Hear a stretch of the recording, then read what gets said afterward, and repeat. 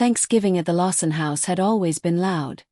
Too many voices, too many opinions, and too many unspoken tensions packed under one roof. But that year the air felt different. The dining room glowed with warm golden lights reflecting off polished silverware, the turkey steaming at the center of the table like a trophy for a family pretending everything was perfect. Emily sat quietly, watching the cousins argue over stuffing while Aunt Marie kept refilling wine glasses already too full. It was chaos disguised as celebration. Then Jenna stood up. She didn't tap her glass or clear her throat. She just lifted her chin with that same practiced confidence she'd worn since she was 12 and declared herself the star of the family. Her smile spread wide, rehearsed and razor-sharp. "I have an announcement," she said, placing a hand dramatically over her chest. "Dad finally told me. I'm getting the house. And..." She paused just long enough to savor it. "Emily gets nothing." For a heartbeat the room froze. Then it erupted, cheers, whistles, clapping. Someone shouted, "About time!" Chairs scraped, glasses clinked, and family members rushed to hug Jenna like she just won a Lifetime Achievement Award. Even Grandma raised her wine with a shaky but approving nod. Emily didn't move. She didn't flinch. She simply folded her napkin, placed it gently beside her plate, and looked at her sister with a calm so precise it cut through the noise like a blade across the table. Her father's face drained of color. His jaw tightened. His hand trembled around his fork. Emily smiled, small, steady, terrifyingly composed, when Jenna finally turned toward her, waiting for the reaction she assumed would break her. Emily spoke. "Should I tell them?" she asked softly. "Or will you?" Silence fell so suddenly it felt like the walls inhaled. The cousins stopped mid-cheer. Aunt Marie's wine glass hovered in the air. Even the candles seemed to flicker more slowly.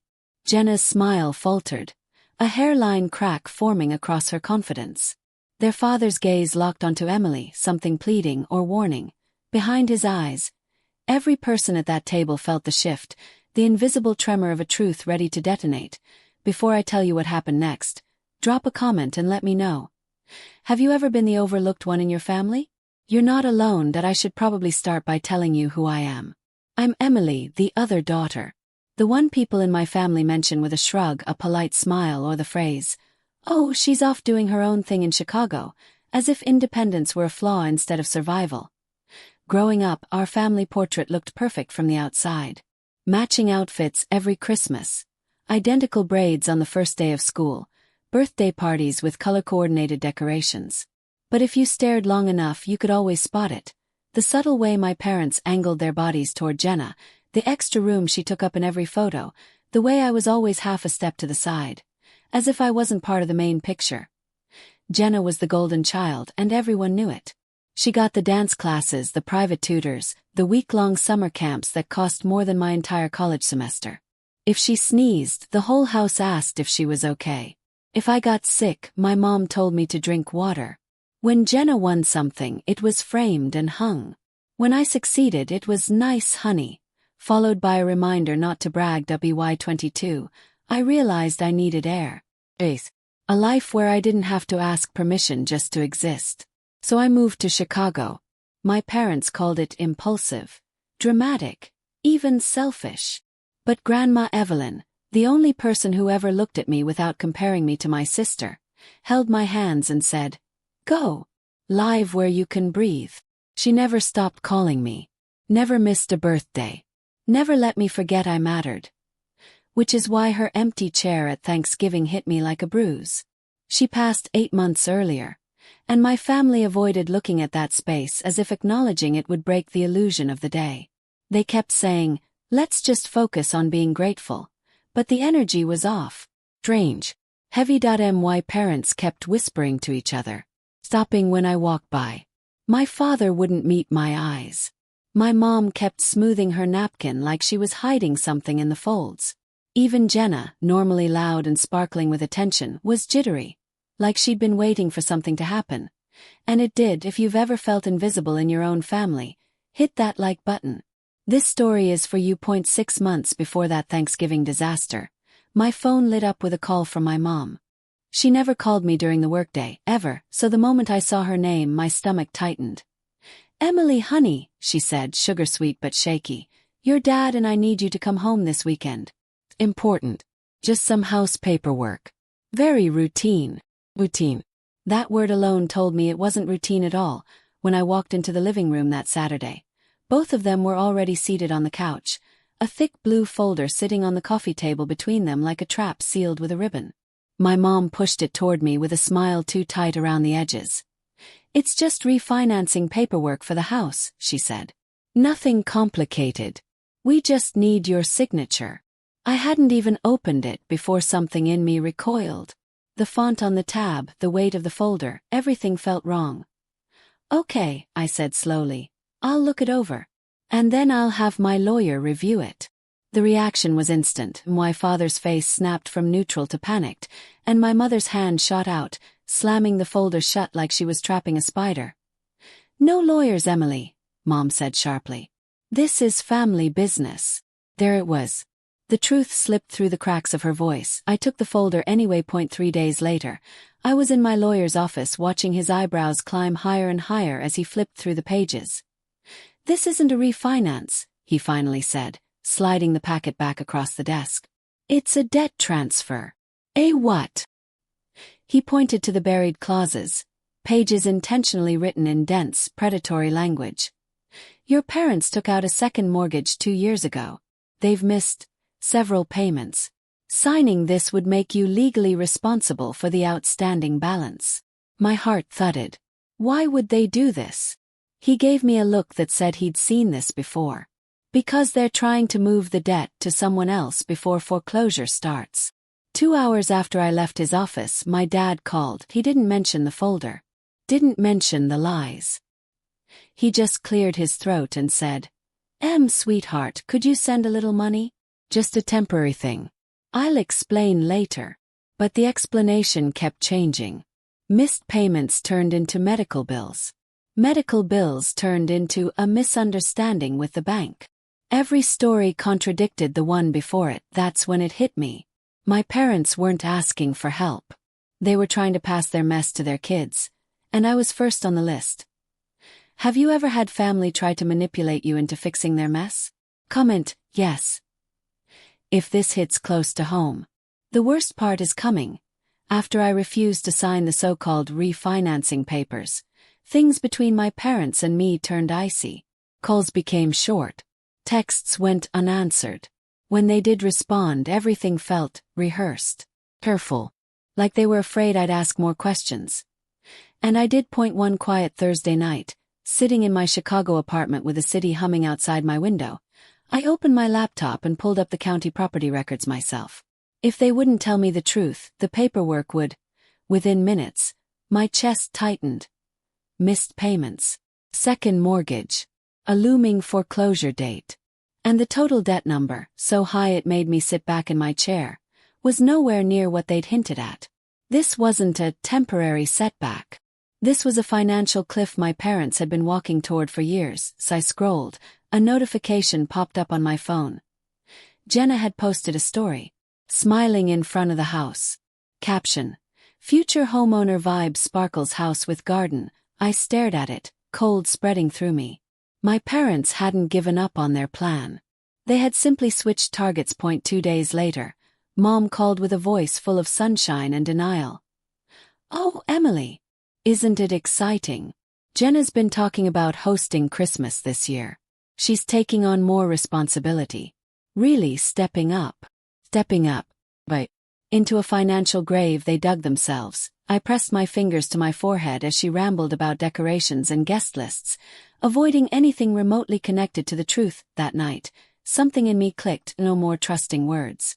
Only documents. I began collecting everything. Screenshots of the property records, the lawyer's written summary, timestamps of Jenna's posts, even the strange text messages from my dad asking for money. I organized everything into a neat folder labeled House Evidence. By the time Thanksgiving rolled around, that folder sat in my bag like a loaded weapon. The drive home felt heavier than it ever had. Every mile closer to my parents' house tightened the knot in my stomach, but I kept going. Because this time I wasn't walking in blind. When I stepped through the front door, my mom greeted me with open arms and a bright smile that didn't touch her eyes. "Emily, I'm so glad you're here," she said. "Jenna will be so happy you made it. I bet she would that if you think this family couldn't get any more toxic, just wait. Follow for part 2 because what happens at that dinner table will blow your mind." The room was still buzzing from Jenna's announcement when I reached into my bag and placed the thick folder on the table. The sound it made, just a soft thump, cut through the chatter like a blade. Conversations slowed. Forks paused mid-air. I kept my voice even. "You should know the condition it's in." Jenna frowned. "What condition?" "It's a house, Emily." She laughed, light and dismissive. "You don't have to pretend you're happy for me." I didn't smile. Instead, I opened the folder and, one by one, slid the overdue notices and statements across the table. The red past due stamps glared under the chandelier light. Dad stiffened. Mom reached for Jenna's hand like she could shield her from ink on paper. "These," I said, tapping the pages, "are the last 12 months of missed payments." The room went dead silent. Tyler leaned forward, confusion knitting his eyebrows. "Missed? What payments?" I pulled out another set of documents. "Here's mortgage 1. And here's mortgage 2, the one they didn't tell anyone about. The foreclosure timeline starts in February." Jenna blinked at the papers like they were written in another language. "They would have told me," she whispered. "Mom. Dad." My mother's lips trembled. My father couldn't look up. I met Jenna's eyes. "Did they tell you about the $100,000+ attached to this house?" A collective gasp rippled around the table. Dad finally snapped. "That number is exaggerated." "It's not," I cut in. "It's the total balance owed, including fees and penalties." "It was never a gift, Jenna. It was an escape route." Mom shook her head, voice cracking. "Emily, please. Not here. Not today." But Aunt Diane slammed her palm on the table. "Harold, is this true? Did you try to dump your debt on your daughters?" Dad sputtered. "We were going to fix it. We just needed help until..." "Until what?" asked sharply. "Until the bank showed up. Until Jenna unknowingly signed herself into bankruptcy." Jenna's face drained of color. She looked at Tyler helplessly. "I didn't know. I swear I didn't know." Tyler picked up one of the documents with shaking hands. His face hardened with every line he read. "Your parents told me the house was paid off," he said quietly. "They said you'd inherit it outright. I asked them twice." Mom's voice broke. "We didn't lie, we just..." "You lied."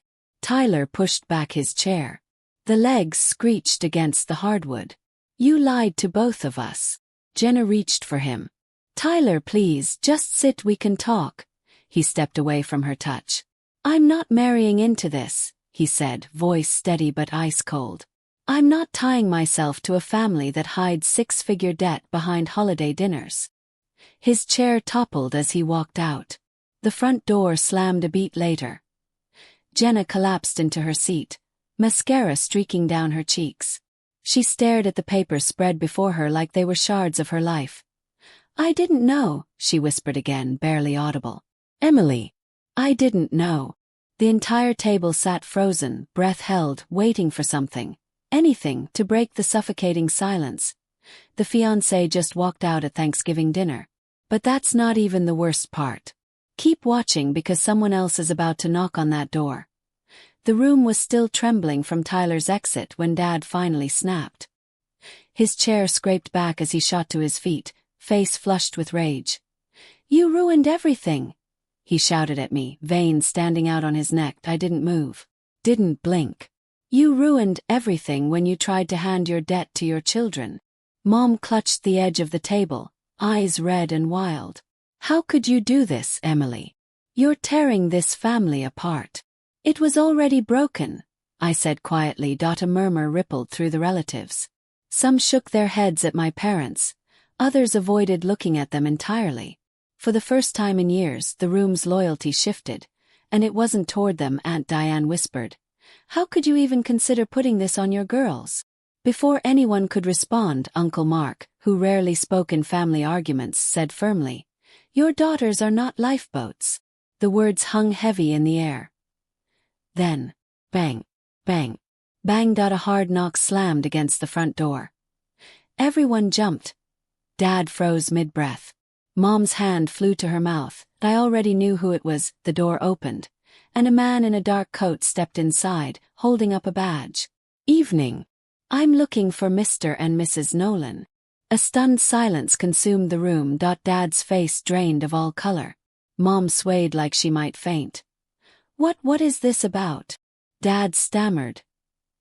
The investigator flipped open a folder. "We received a report regarding potential mortgage fraud and financial misrepresentation involving this property. I need to ask you both a few questions." The room erupted. Gasps, whispers, chairs scraping as relatives instinctively shifted away from my parents, as though the guilt might spread by proximity. Mom turned to me, desperate. "Emily, tell him it's a misunderstanding. Please. Tell him we didn't mean." But I stayed silent, because the truth was already louder than anything I could say. Dad lowered his head. Mom's shoulders shook. The investigator waited. And I just stood there, letting the silence fill the space where their excuses used to live.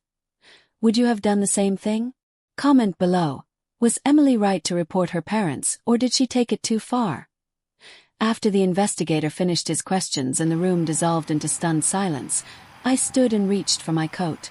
The night felt colder than it should have, like the house itself was exhaling years of hidden truth. Jenna rushed toward me, mascara still smudged. "Emily, don't go. Please."